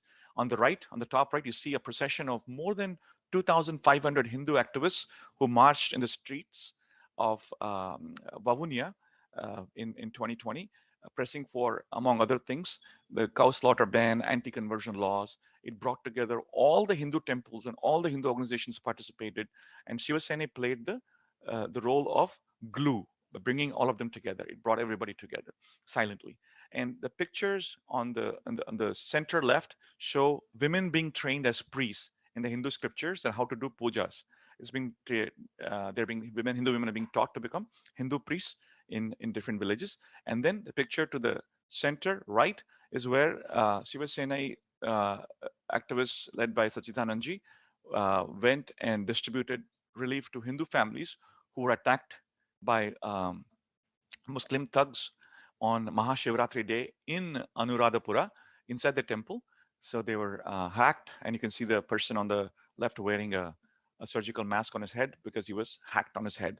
But this family received financial support, and we bolstered them, their faith, and the temple behind them is where, which was and the painted in red stripes, was where they were attacked. So now the bottom two pictures show the Garvapasi happening. The bottom left and the bottom right pictures are all the Christian families in Chidambarapuram village who had been converted, but they were reconverted back to Hindu Dharma. More than 11 families were reconverted back, and you can see the Gharvapasi ceremony happening. And this is done by Shiva Sena's efforts. So recently in 2021, which is this year, in January, February, Shiva Sena planned and carried out a very innovative nationwide awareness campaign against conversions on the occasion of Swami Vivekananda's 158th birth anniversary. And more than 5,000 posters were prominently pasted in 16 districts out of 25 in Sri Lanka. In 16 districts, in many villages and towns and cities and public places, the poster on the left was pasted. This was a bilingual poster in Tamil and Sinhala languages, which featured Swami Vivekananda's very powerful quote against conversions. And it also urged the Sri Lankan government to pass the anti-conversion law without any delays. And one more success of Sri Lanka was that Shiva Sena had taken the help of the local police and stopped these rabid Christian missionaries from India, Mohan Lazarus and others from Tamil Nadu, from preaching in Jaffna and other Hindu areas. They were sent back with Shiva Sena's complaints to the Sri Lankan police. So these are successes, and there's also some ongoing work right now. More than 4,000 Hindu temples were destroyed during the civil war, ancient temples, by artillery shelling and bombing. So successful efforts are ongoing. This is just one effort. This temple in Maravan Pulavu village, which is the native village of Sachidanandji, the Ganesha temple there, which the picture on the left, on the top, shows the destroyed temple, and the one at the bottom shows the rebuilt temple after the civil war was over. So efforts are on in different villages by different organizations to rebuild Hindu temples. Otherwise, churches are coming up everywhere to compete with us. And then the positives about Sri Lanka is that this picture here is of Nallur. Nallur is in Jaffna, and this is the ancient temple of Kartikeya, also known as Skanda. So Nallur Kandaswamy temple. The Hindu masses bhakti in Sri Lanka, as you can see in this temple chariot festival, is immense.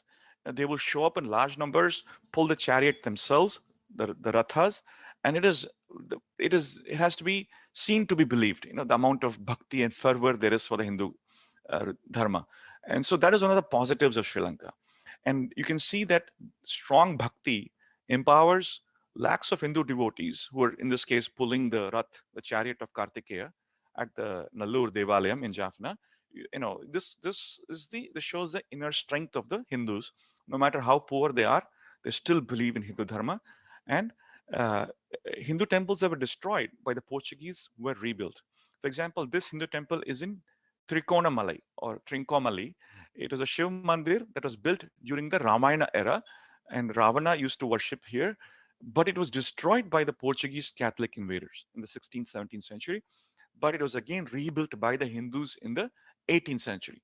So this is one of the most iconic temples on the east coast of Sri Lanka. So the Hindu revival started to happen right then.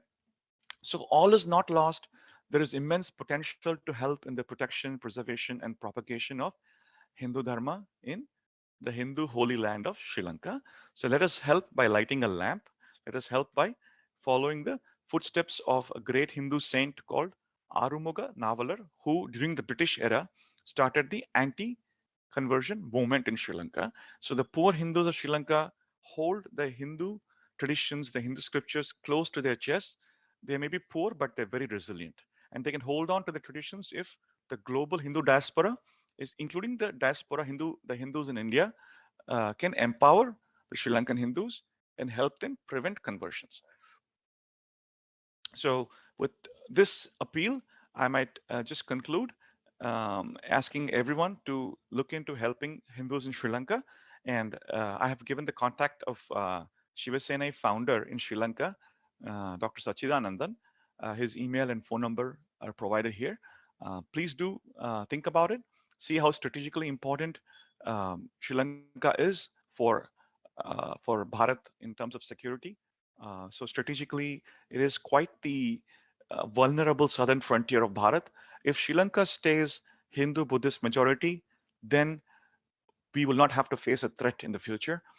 China is already sniffing in Sri Lanka, trying to build a foothold. So Hindus have to be more active and not just limit themselves to present day political India, but also spread their vision and their benevolence to helping Hindus everywhere, especially in the traditional Hindu homeland of Sri Lanka, which is part of what is Akhand Bharat, what is the cultural Bharat. Dhanyavad, namaskar. On behalf of Dr. Sachidanandji of Sri Lanka and the Shiva Sena and all the Hindus of Sri Lanka, I would like to thank VSI 2021 for giving us this opportunity to present. And I would also like to wish VSI a lot of success in its current conference and in all future conferences. This is the way to build a dharmic world, and this is the way we're going to ennoble the world. Krunvanto Vishwamaryam. Thank you. Namaskar.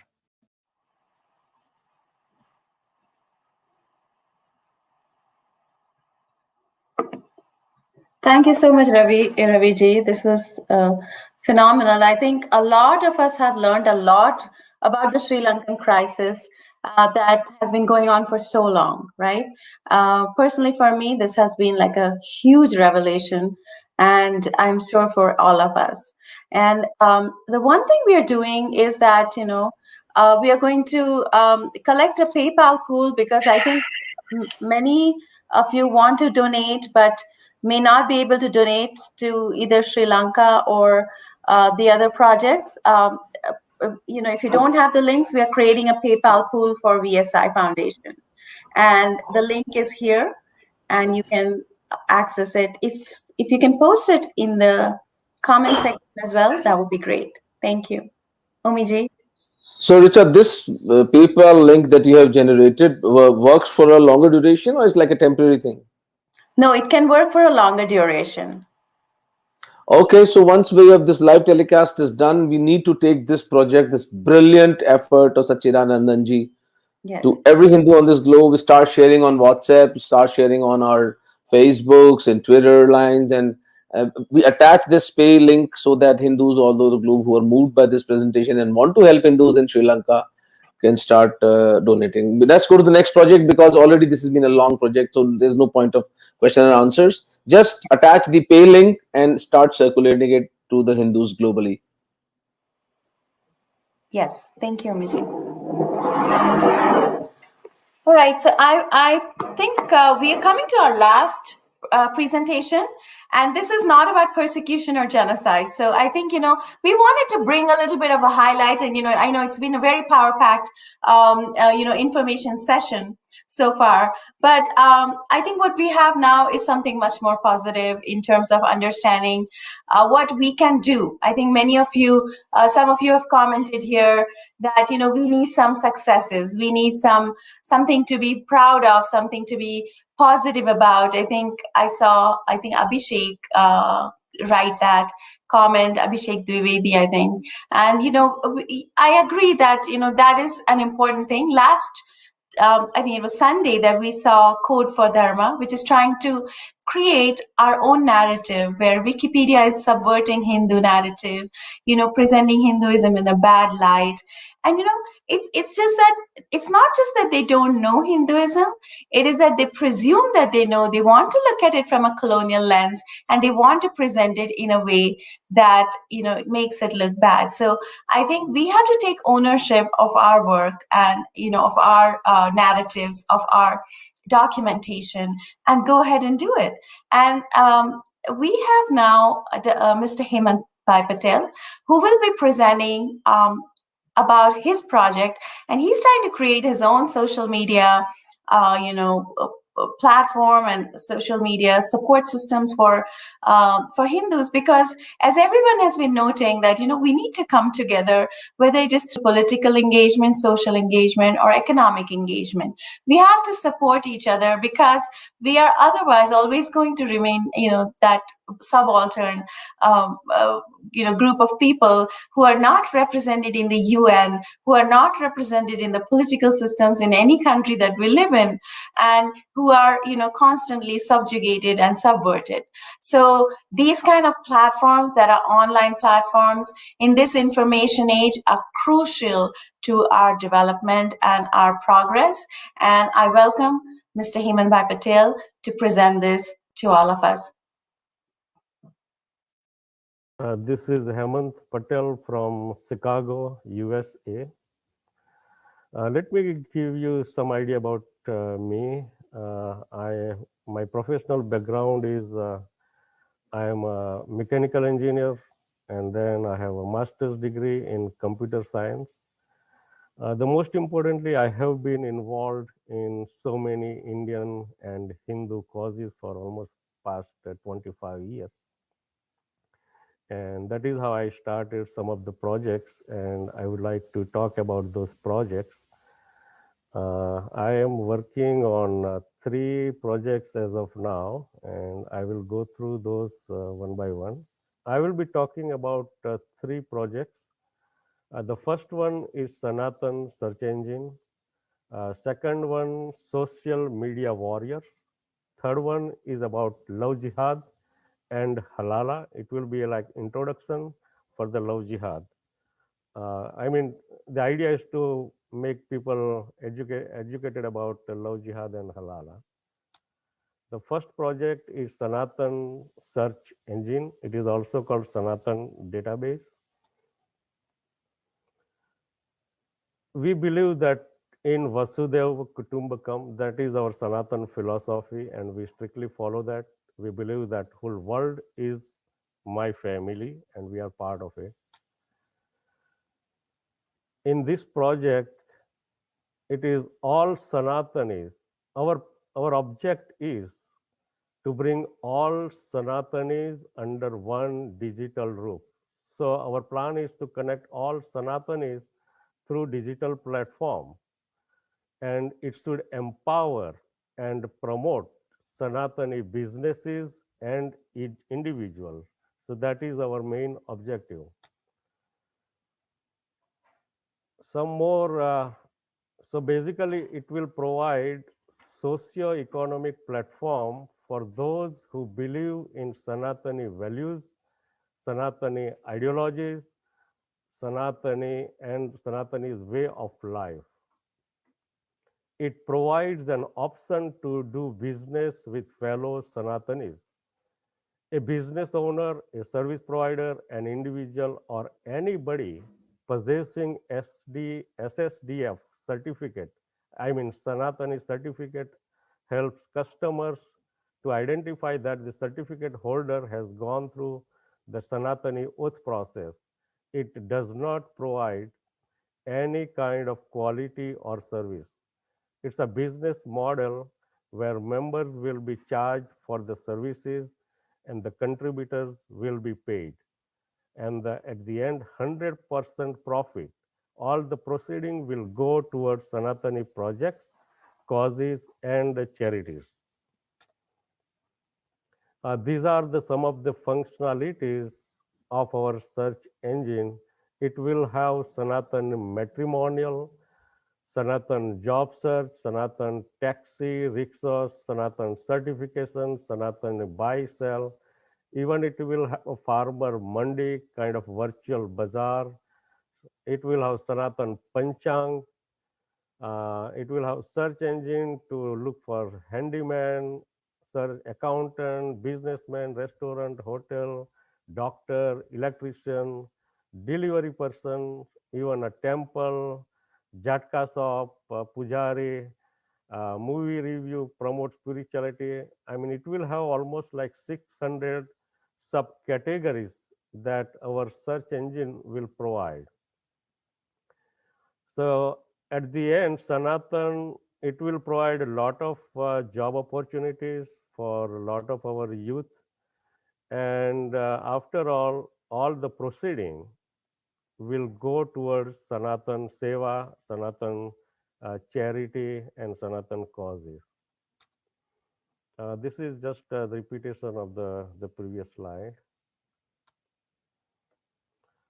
Okay, so in this project, as I mentioned, we will be providing a lot of services and there will be some charges. The charges will be like, 200 to 1,000 rupees per year. It will depend on based on the categories. For NRIs, it will be little higher. The portion of that membership fee will be used to administer the project and those people who help us to bring new members in our system. And at the end, the 100% proceedings will go towards Sanatani projects and charities.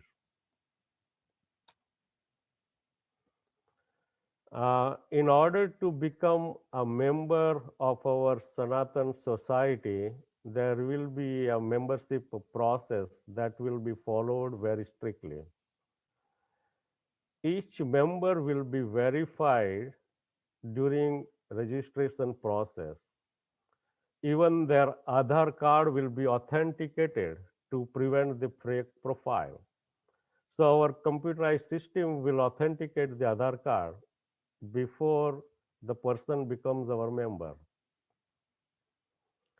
Then the member will have to go through Sanatani oath process. Only those who believe in Sanatan values, Sanatan ideologies, Sanatan culture, and Sanatan way of life will be accepted to be our member. The reason is we believe as a part of our the process, we will ask them to chant few mantras along with us, and we believe that chanting certain mantra brings positivity, purity, and prosperity. And we also believe that if we are given option, we prefer to find a life partner.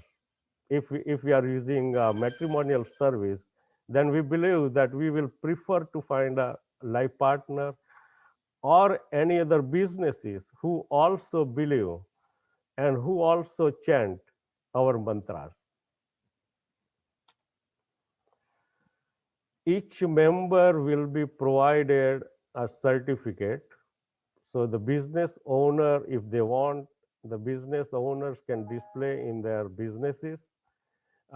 Each member also will be provided the business card or ID card, and the certificate and ID card will have members' picture and also a QR code. So that will be QR code will be helpful to identify the person. So for example, if the during a matrimonial, if the boy and girl meets for the first time, they can verify each other through their business the ID card. They can ask ID card.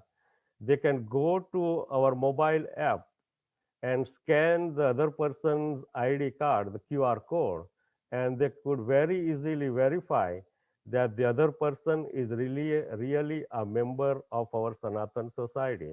So it will be very useful for so many services like matrimonial, even for the taxi driver. When you hire a taxi driver, you can very easily verify their QR code. Even the delivery person, I mean, basically everybody will have QR code, and the other person, whoever is doing business or any kind of service, can easily verify their identity. This is a screenshot from our website. So this is about Sanatan matrimonial, very simple site. The boy or girl can update their profile, and the other side can search their life partner through our Sanatan matrimonial functionality. This is about the job search. Even the members, if they have any job opening in their own company or anywhere they come across, they can post their job openings on our site, and those people who are looking for job, they can very easily find a job. So this is just an option. I mean, nobody has to go through our site, but if somebody really want to post their job, they have that option available.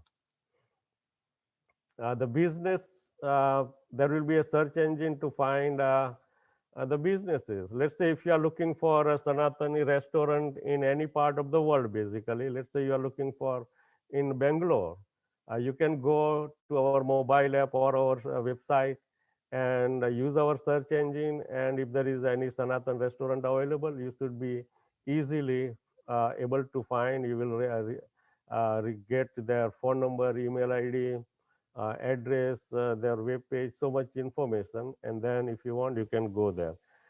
So the business, I mean, there will be, as I said, there will be almost like 600 categories. So it can be business, doctor, service provider, rickshaw driver, anything, almost 600 categories you should be able to find. Buy and sell. So if you want to buy something, or if you want to sell something, if let's say if you have a old bicycle and if you want to sell it, you can go through to our website and upload the information, the price, photo, and and at the same time, if someone is looking for it, they should be able to find you, and you contact each other and make the deal. So we will be just like the facility. We just provide the facility. Once you find each other, we go out of picture, and you make your deal. You provide your own shipping mechanism. So basically, we just hook you up, buyer and seller. The same concept for the farmers, right? The farmers can sell their product, and the other side can buy through our website. Buy means they can again, they will get to in touch with each other and do their business. Taxi, rickshaw. I mean, nowadays there are a lot of commercial sites. I mean, commercial apps available to find a taxi, rickshaw driver any part of the city or closest. So this will be very similar to that. If you are looking for a taxi driver or rickshaw driver, you should be able to find from our website if anybody is available very close to you or how far is. You can contact them, and or you can, if you are flying somewhere, you can find the day before or any time and contact them and say, okay, please come to this airport and pick me up at certain time.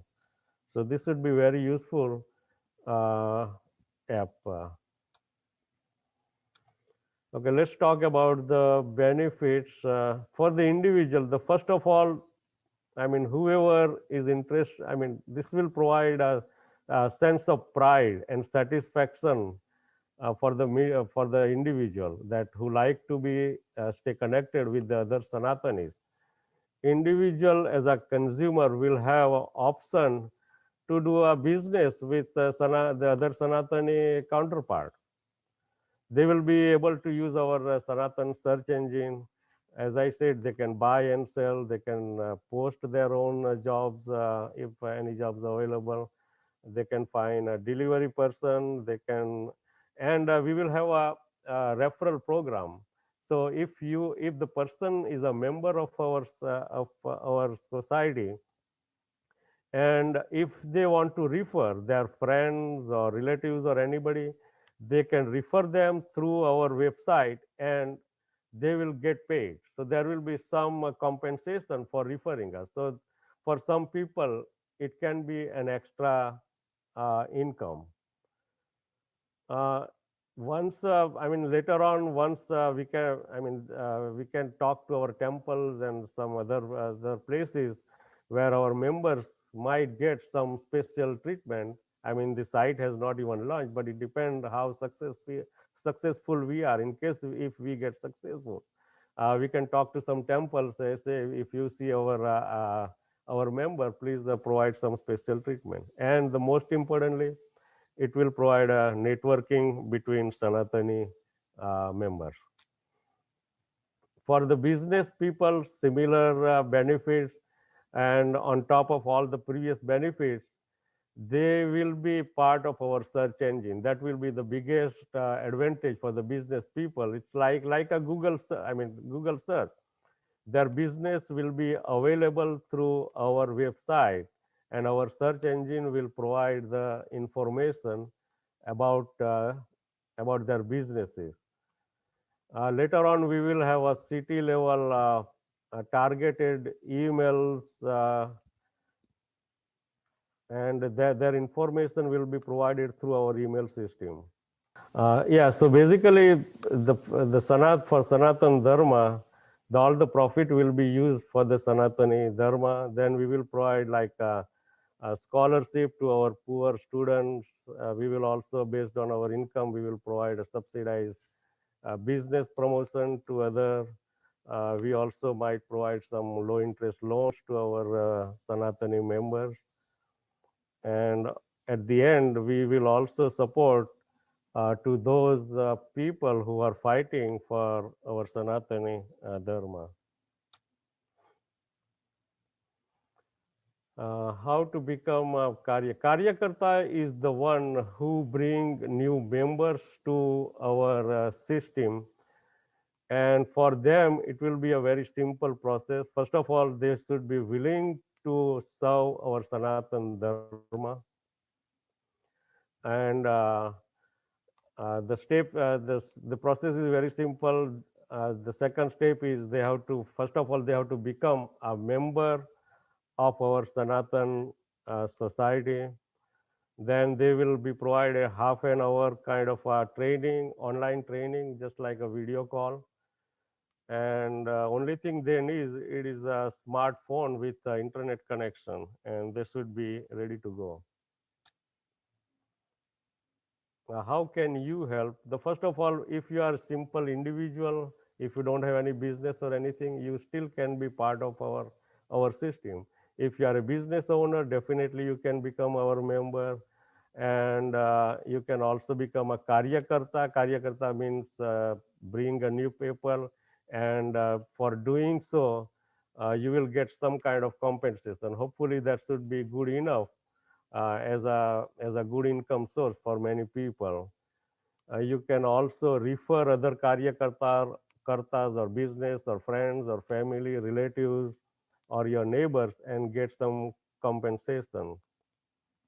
You can also introduce Dharma gurus, leaders, and other influencing Sanatani with us. And by doing so, you will also get some sort of compensation. And most importantly, you can spread the word and help us building a strong Sanatan Dharma.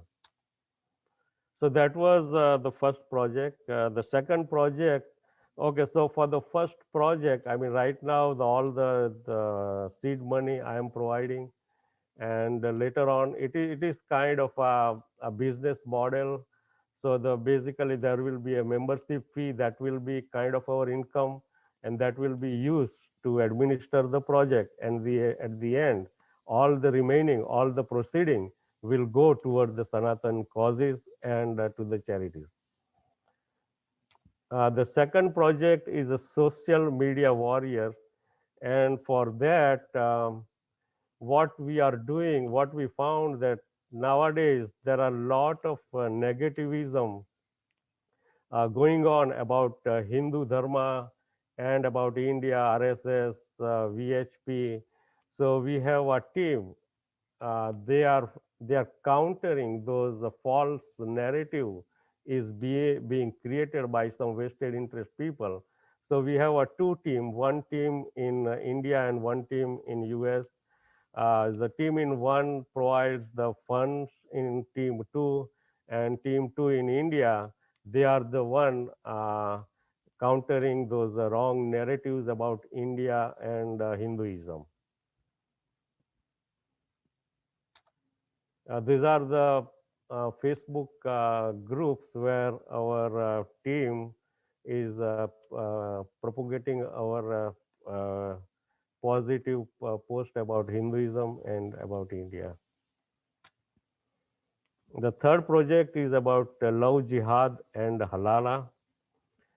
So over here, idea is to get uh, create a massive awareness about what is the love jihad and how dangerous the love jihad is for our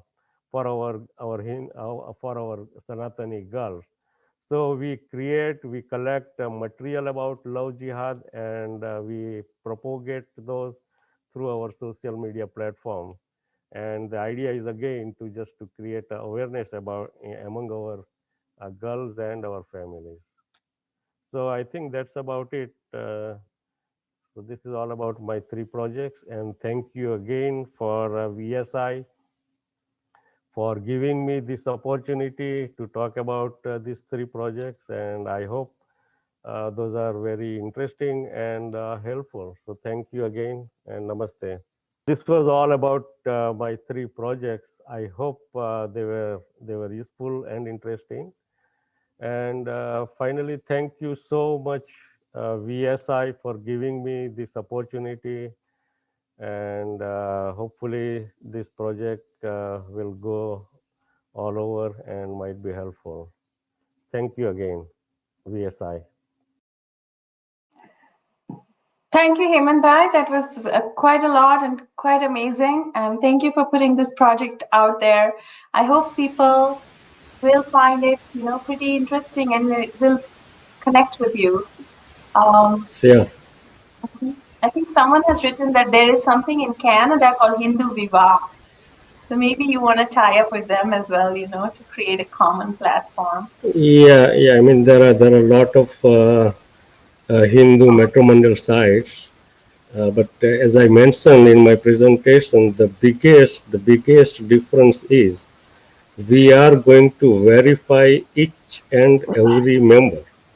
We are going to verify personally. We want to make sure that they are really a Sanatani people. So I think that will be the biggest differentiator among other matrimonial sites. Okay. Make sense? Okay, go ahead, Dr. Mahendraji. Thank you very much for this brilliant presentation, Hemant Bhai. Very Thank you, laborious. thank you, thank you so much for giving me this opportunity. It is a It's wonderful laborious. platform. Yeah, we're trying to take every hard-working ground project to the global Hindu community. My question is that Mhm. how many marriage matrimonials have you achieved up till now? Because we need to see results of these beautiful projects that you have conceived. I have been off and on in touch with you. What is the report card? It's not launched yet. We are still Oh, yeah, we are still developing the whole thing, and we are also registering the company in India. So it is going on. We are working almost for 8 months, 8 9 months, and hoping to launch maybe within month or so. Depend okay, okay. how our development is almost over. Now the once we start the testing is the real phase where we will find out what are our shortcomings. So Okay. hoping to launch within 1 month. Thank you so much. Thank you so much. Okay. Thank you. Thank So, Any you. any any Richaji, other question? Any other question? we'll be in touch with you. Okay. We will be still in touch with you. Right now, I can't see any questions in the comment section. We'll be Okay. in touch with you, Anand Bhai. Thank you. Sure, sure. Thank you. Thank you, Richaji, Omendraji. And thank you everybody. You're welcome. Namaste. Namaste. I think in terms of contact details, we have put out the PayPal ID of Mr. Hemant Bhai Patel in the comments section. I will circulate it. There it is, flashing on the screen as well. So I think if you want to reach out to him, you have the email as well as the PayPal. So there it is. I think So, we did pretty good time, Omidji, considering that, we were worried we had long projects today, like long presentations, but I think it went yeah, really but I would like to save the attention span of our fellow Hindus for tomorrow when we are going to bring Neeraj Attri on the platform. And Neeraj is a person whom I have known for past couple of. I mean, I've been following him for the past couple of years. He has interviewed me a couple of times on the history of Mewar, etc. And Neeraj has some wonderful insights on how to proceed in Sanatan Dharma. He's a brilliant academician. So let's look forward to tomorrow when we'll have an intense one-to-one with Neeraj Attri. I'll also be talking about the situation of minorities in Pakistan, the current issues. But the most important thing, please stay with this graphic here. This is Rajesh Chamaria. Rajesh is a Valmiki Sahodar from the scheduled caste community. He is the backbone of Nimit Ekam in Jaipur, where we are doing 6 projects for the Dalit Sahodaras with Rajesh at the helm, and Rajesh is helping us. He doesn't take a single rupee from us for his services. He's a great Sanatani, and I beg all to join tomorrow and listen to this brilliant man, this hard-working Hindu who doesn't carry his victimhood on his shoulders. He's a proud Hindu, and he is the spine of Nimitekam in Jaipur. So tomorrow these projects are lined up. We'll be broadcasting and we'll be advertising them for the whole day today on my Facebook, Twitter, Instagram, etc. Please join us tomorrow. There's one last issue that we need to talk about, and that is on 25th of February, uh, coming Thursday, we are going to go to Chittor, to the pious memory of those great great Hindus who on 25th February 1568 chose to die in the funeral pyres, to kill themselves in the funeral pyres, lit by their husbands, which was known as Jauhar. And the men went out and fought the Mughal Akbar and killed four times their number. 8,000 Mewar army killed 34,000 Mughal troops. But on that sad day, 40,000 innocent Hindus were killed, murdered by Akbar and his army in one day. So we are starting a tradition here. Every year on the uh, Gregorian calendar, 25th February, we will go to this place.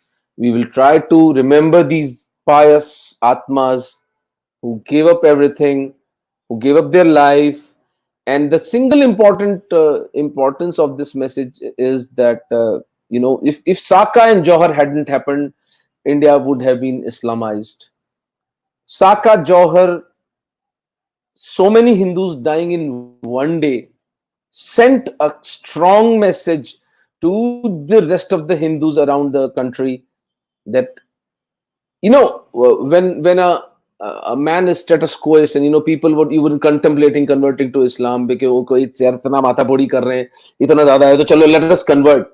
But when you hear that 40,000 Hindus chose to die, and this is only one Saka, there were 12 Sakas in Rajasthan, but this was the biggest, this was the most violent, this was a very big Saka on every scale. And Chitradurga or Chittorgarh, being the symbol of Hindu resistance from Mewar, being the capital of the Mewar dynasty, this changed everything for Hindus in the subcontinent. And the memory of Saka and Johar has to be revived in the Hindu consciousness if we have to still fight the Islamic imperialism, which is continuing right now in our.